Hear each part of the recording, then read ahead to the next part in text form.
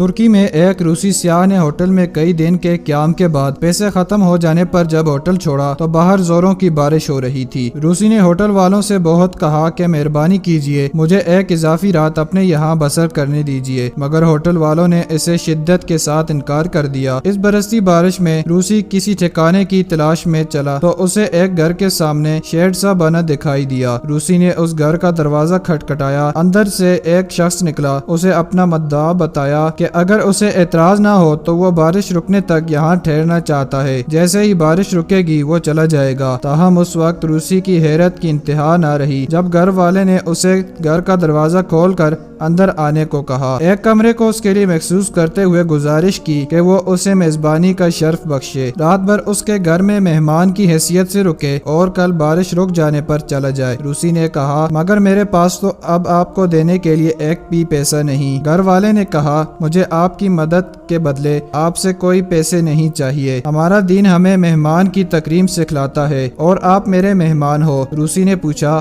آپ کا دین کیا ہے؟ میزبان نے کہا، اسلام۔ مہمان نے پوچھا، اور یہ اسلام کیا ہوتا ہے؟ میزبان نے اسلام کی تشریح اور فلسفہ بیان کیا تو روسی حسن اخلاقی میزبانی اور تکریم سے متاثر ہو کر اسلام قبول کر بیٹھا۔ جو اخلاق اور ادب کا سرمایہ رکھتا ہے وہ دلوں کو ہمیشہ کے لیے خرید لینے کی قوت رکھتا ہے۔ میرے ایک دوست نے بتایا کہ میں اور میرا بیٹا ایک جائے نماز خریدنے کے لیے دکان میں داخل ہوئے۔ سب سے اچھی اور اچھوتی جو جائے نماز ہمیں پسند آئی، ہم سے پہلے ہی ایک گاہک اٹھائے کھڑا تھا۔ گاہک قیمت میں کچھ کمی اور رعایت چاہتا تھا، جبکہ دکاندار اپنی بتائی ہوئی قیمت پر اٹل کھڑا تھا۔ سودا نہ ہو سکنے پر جب پہلا گاہک چلا گیا تو ہم نے کہا، پسند تو ہمیں بھی یہی جائے نماز ہے، مگر آپ رعایت ہی نہیں کر رہے۔ دکاندار نے کہا، بالکل رعایت کروں گا اور جو قیمت آپ کو اچھی لگے گی اس پر آپ کو یہ جائے نماز دوں گا۔ گاہک نے حیرت سے پوچھا، مگر کیوں؟ ابھی تو آپ اس گاہک کے ساتھ ذرا برابر رعایت بھی نہیں کر رہے تھے، اب ایسا کیا؟ دکاندار نے کہا، جب آپ دکان میں داخل ہوئے تو آپ نے مجھے سلام کیا تھا۔ سلام تو آپ کے بیٹے نے بھی مجھے کیا تھا، بلکہ اس نے تو مجھے مصافحہ اور ہاتھ بھی ملایا تھا۔ آپ لوگوں کا یہ اخلاق مجھے مجبور کر رہا ہے کہ آپ کے آداب اور اخلاق کی وجہ سے آپ سے رعایت اور آپ کے ساتھ میرا حسن معاملہ آپ کا حق ہے۔ یاد رکھنے والی بات یہ ہے کہ لوگوں کے مرتبے ان کے اخلاق کی وجہ سے بلند ہوا کرتے ہیں، بلکہ لوگ تو یوں بھی کہتے ہیں کہ اخلاق بھی رزق کی طرح ملی ہوئی دولت ہوتی ہے، اور اس اخلاق میں کوئی غنی ہوتا ہے تو کوئی بے حال فقیر۔ جو اخلاق کی ملکیت رکھتا ہے لوگ اس سے راضی ہو جاتے ہیں، اس کا رزق بڑھ جاتا ہے۔ سرکار دو عالم صلی اللہ علیہ وآلہ وسلم کا ارشاد مبارک ہے کہ مومن کے اخلاق سے زیادہ کوئی بھی وزنی چیز قیامت والے دن میزان پر نہیں ہوگی۔